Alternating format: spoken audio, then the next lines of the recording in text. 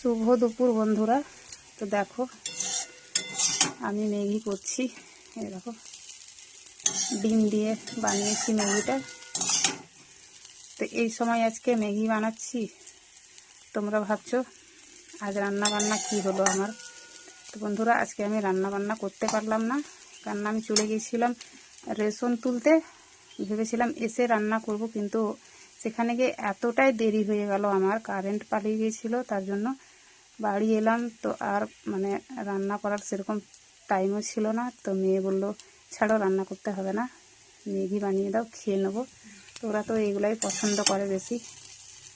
তো আমার ছেলে তো স্কুল থেকে ভাত খেয়ে আসে, ও তো প্রত্যেকদিন বাড়িতে ভাত খায়ও না। তো দেখো হয়ে গেছে আমার ম্যাগিটা, দিয়ে দেবো। আর আমি কি খাবো দেখো, এই যে পান্তা ভাত আছে, কাঁচা তেল আর লবণ নিয়ে নিয়েছি, সাথে পেঁয়াজ, আর দেখো ঝাল ঝাল করে একদম ডিমের আমলেট বানিয়ে নিয়েছি। তো আমার তো এটাতেই হয়ে যাবে। তো দুপুরটা পেরিয়ে যাবে, আবার রাত্রে রুটি তরকারি করব। তো ঠিক আছে বন্ধুরা, এই ভিডিওটা এখনকার মতো এই পর্যন্তই।